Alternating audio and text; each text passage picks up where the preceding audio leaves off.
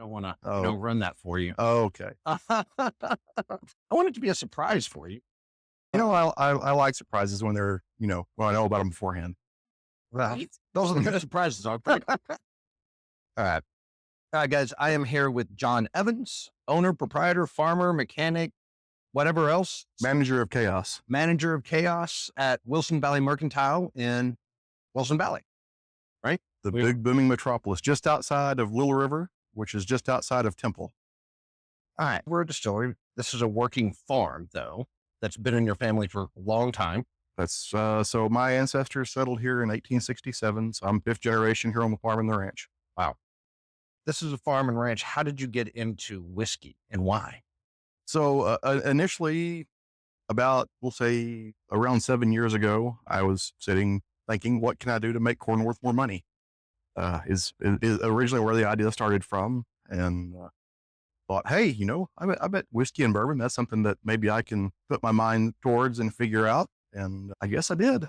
Here we are today with in our tasting room right now. Which is a super cool place. It reminds me of growing up out in the country in the Panhandle, Texas. This kitchen table, I swear my grandmother had one, but in white. So this is the kitchen table that I grew up eating at. Okay. Pretty cool. All right. So, but why Wilson Valley Mercantile? So the area where we are, 1866, 1867, there were 6 Wilson brothers who settled here. They moved in and the first people to live here. So one of those brothers would have been my great great grandfather. Okay. And so just like the name and Well, I'm looking out the window and I see Wilson Valley Loop and Wilson Valley Road, which that's where the distillery sits, right at the corner of both those. So Wilson Valley Mercantile. The mercantile piece is a nod. So my great grandfather and 2 of his brothers were in the general merchandise business in the early 1900s, and we've got a couple of we can call them artifacts here in the tasting room. There's a safe and an old cash register that came from the general merchandise business, and just all right. so it's all a bunch of stuff we've collected over To the the last history 160 of years. the area. Right. Okay. And you were telling us as we were pulling these samples that the logo is the barn in that is an actual barn that was built in the 1880s. Early 1880s. The that center of the logo is on your property. right here within less than a quarter mile of the distillery. I find that kind of cool, whether other people do or not. I like it. I think it's kind of a cool nod. Well, and I made the comment a while ago about originally it was about making corn worth more money, but it became a lot more about telling our story and our history and being able to share that information. And this is a great segue because you're growing all of the grains that you distill. Correct. And so it truly is, every sip you're taking is a story of this land and the hands that cultivated it and what went into it. And I think it's seed to sip, as you call it. So that is what we've settled on. Which I do like. And so the fact that you're growing, you don't use grains that you didn't grow is truly as a testament to farmers everywhere, the history of that. And that is just, I find that story really cool. Well, thank you. But on that, so how many products do you make? So right now we have settled 7 bottled products. We will be bottling another 5 shortly. One of the original 7 is going to go away. We had a source bourbon that we started with that we're just basically out of. All right. So you've got 2 bourbons currently. So sitting in front of us right here, we've got Texas 3-Way, which is the brown colored label, and Texas Notch, which is the purple colored label. And then you've got vodka. We've got a vodka, a mesquite bean infused vodka, a gin, a white whiskey, which is 3-Way without time in the barrel, the source bourbon, and these 2 whiskeys right now. Coming up shortly, we will have a Bloody Butcher heirloom bourbon, a smoked single malt, an oat whiskey, and a rye whiskey. Alrighty. So out of the whiskeys that you have or that you are bottling here soon, which one would you consider kind of your flagship? Or So Texas 3-Way is the first one that I produced and the first one that we bottled. It has been the most popular. Notch has its own following, but it's got a little bit more robust flavor. And 3-Way is unique in the sense that, or at least I find the mash bill, because it's 51% yellow dent corn, 34% hard red winter wheat, and then 15% winter oats. And so that oats combination adds something to the mouthfeel and changes that flavor a little bit. And so I, I find it really nice and easy to drink. I appreciate that. And so what's the difference between the three-way and the notch? Because the notch has the same mash bill, right? Correct. Same exact mash bill. So Notch has a different yeast bill. So three-way is made with 2 yeasts and Notch is made with 3 yeasts. And that's the only difference. Okay. What yeast are you using? Baker's yeast and a M1 from Fermentus is the three-way mash And then bill. notch, you're adding an additional. Correct. I'd have to look back. I can't remember off the top of my head. I told you I was going to ask you tough questions today. It's USG 6, I think, maybe, or WSG. It's another fermented yeast. All right. So if three-way was a song, if that bourbon was a song, what would it be? Sweet and Wild, Radney Foster. Ooh, okay. I do like that. So the song thing, for one, I find it interesting because I think it tells you a lot about what the whiskey is, but you constantly have music out here. To the right of us, there's a stage. And so he's constantly doing singer-songwriter nights out here and things like that. And so music's a big part of your tasting room experience. Absolutely is. Honestly, and I think music's a big part of whiskey. All right. To you, what makes a good whiskey? You're asking hard questions. I'm going to go for the tongue-in-cheek answer and say corn, wheat, and oats makes a good whiskey. Fair enough. Fair enough. But speaking of whiskeys, let's try whiskey. So which one should we try first? The Bloody Butcher or the rye? I'd say let's go for the Bloody Butcher first. Okay, this is my Bloody. Oh shit. No, this is the Bloody Butcher. That's the rye. Okay, if that's the rye. I'm pretty sure. We didn't do a very good job of keeping these sorted out. Okay, that should be my rye. This should be my Bloody Butcher. Yes, no, I did not. I had it until I set it down here and now I don't remember. I take it back. That's the rye. Yep, that's the rye. So what's the Bloody Butcher mash bill? 100% Bloody Butcher corn. Okay, I really think this is the corn then. Yeah, this is, okay. Yeah, that is nice. So obviously we're drinking at cask strength. Are you going to bottle it at cask strength? No, so I made the decision on the front end that at least to this point, anything that we bottle bourbon wise is going to be 100 proof. So it's going to be neighborhood of, I was just looking at the spreadsheet earlier. It went in the barrel about 119. So, and you're using 25-gallon barrels right now? It's a mix. I have I have some 5s. I will never use them again. They leak really bad. 15s, 25s. I've settled on 30s moving forward. Okay. Now, guys, y'all got to understand, like, this is a small operation. He's a one-man show. He's doing the fermentation, distillation, plus running a full-time farm, ranch, tasting room. So when we're looking at 30-gallon barrels, and a lot of people are going to be saying, why aren't you using 53s? Because it's just where he's at from a volume perspective. At some point, he may scale and do 53s, but I know that question gets asked a lot. The amount of distillations you would have to do to fill one of those barrels, the amount of time it would have to wait before you could have a product, it just doesn't make a lot of sense for small micro, as you would put it. Nano. Oh, he's even calling himself a nano. Wow. Okay. All right. Baby distillery. Baby distilleries. Okay. All right. So what do you think makes Texas whiskey unique? Well, it's the same kind of thing that makes Texas unique. I mean, we are our own thing. We are our own people, our own attitude, our own everything. I mean, and some of that's influenced from the way things are or were in Texas and are in Texas. But I mean, a big piece of it is our weather. I mean, I know you heard me say recently that Mother Nature is cold and heartless. I would agree. I mean, we are unique. We are a thing, and weather plays a big impact in that. And obviously, for you, in more ways than one, not just in the aging process, but if you're growing the grains, whether you have a good harvest, lousy harvest, the yield, like how that affects the grains. And well, even a little bit farther reaching than that, you look at, so this year I had a couple of specialty crops planted in next to a levee that, we got twice our annual rainfall in about 4 months. The levee broke. And so all my specialty crops drowned it out this year. So sorry, but in 3 years, there will be nothing particularly new and exciting. There will be some exciting things, but they won't be particularly new and exciting at Wilson Valley Mercantile. Look, whiskey is not a short game. No. It's a long game, long process. All right. So outside of your products, well, actually, out of your products, which one's your go-to? It depends on which way the wind blows me. I Good don't, answer. I really don't have a go-to. It just, if I want something sweeter, I'm going to drink freeway. I want something fuller flavored, I'll drink notch. And soon I'll have more to pick from with the coming of the Bloody Butcher and the rye. Options are always good. They are.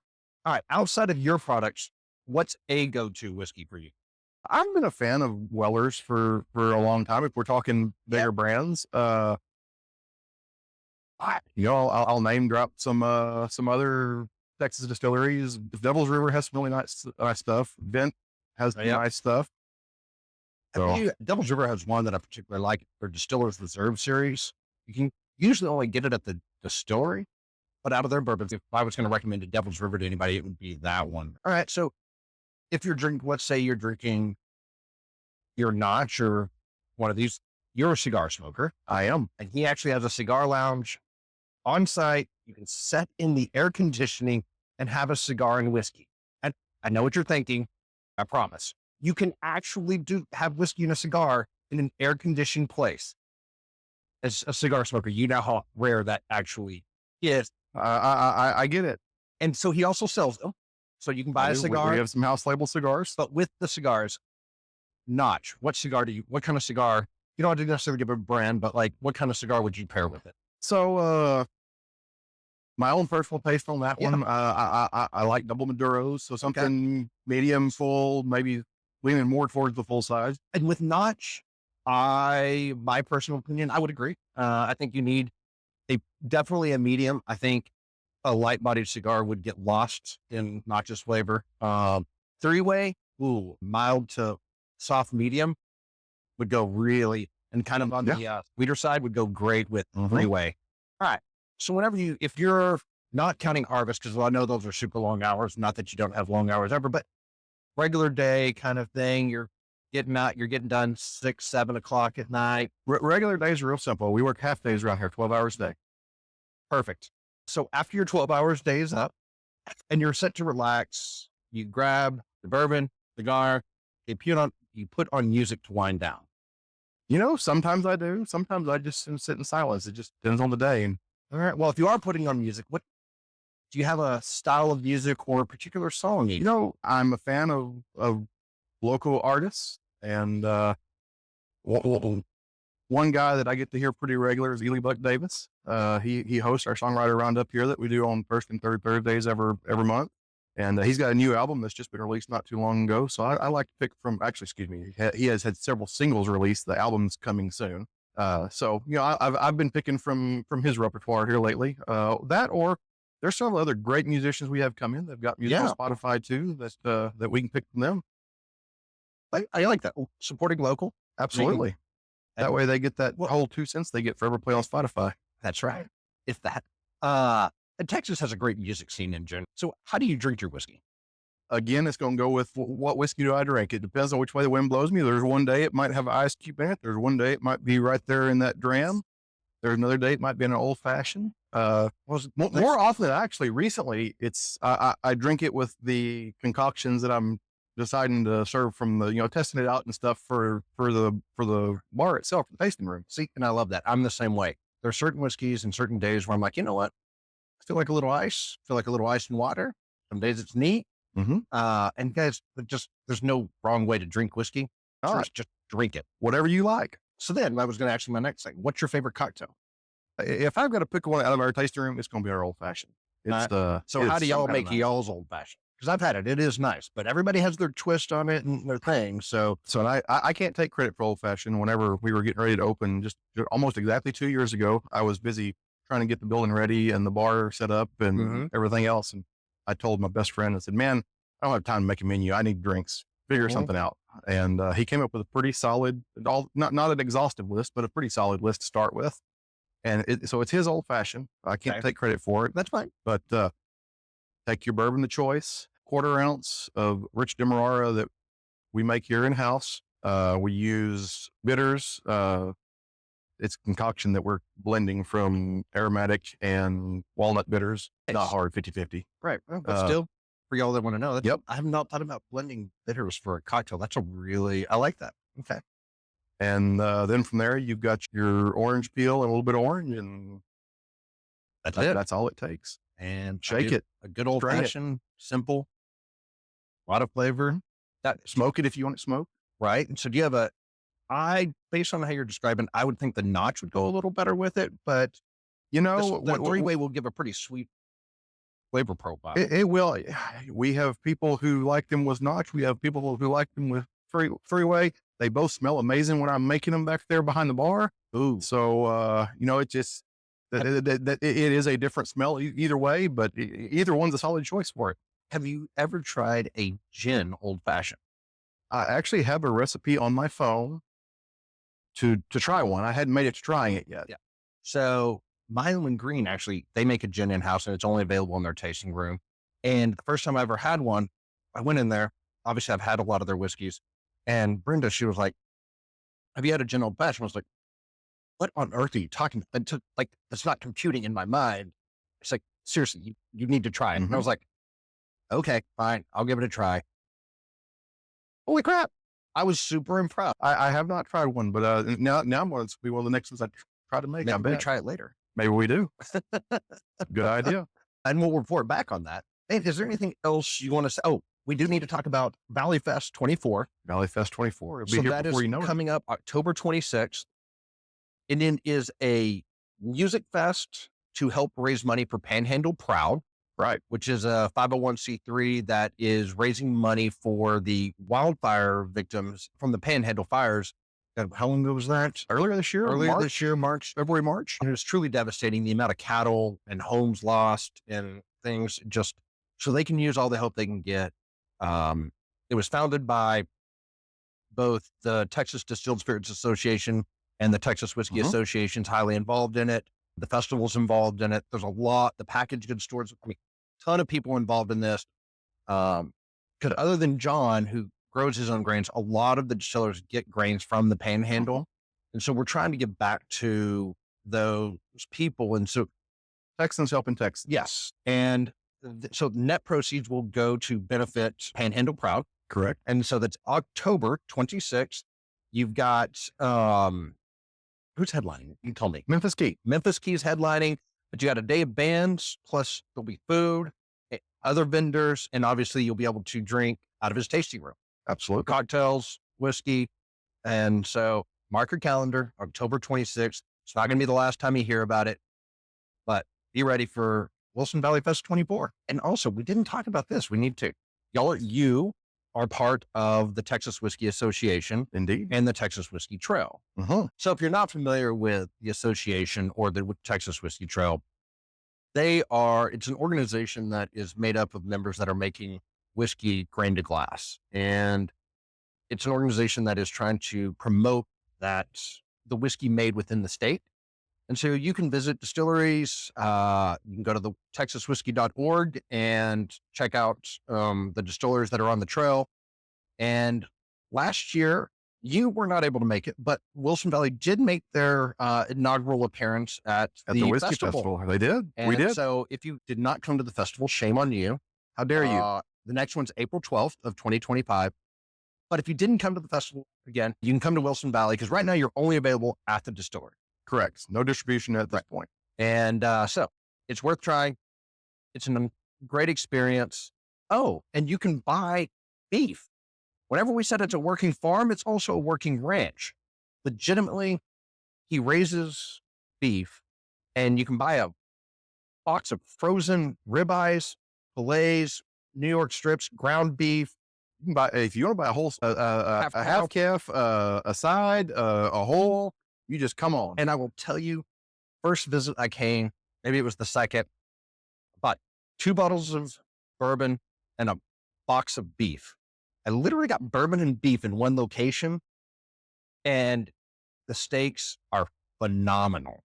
Thank you.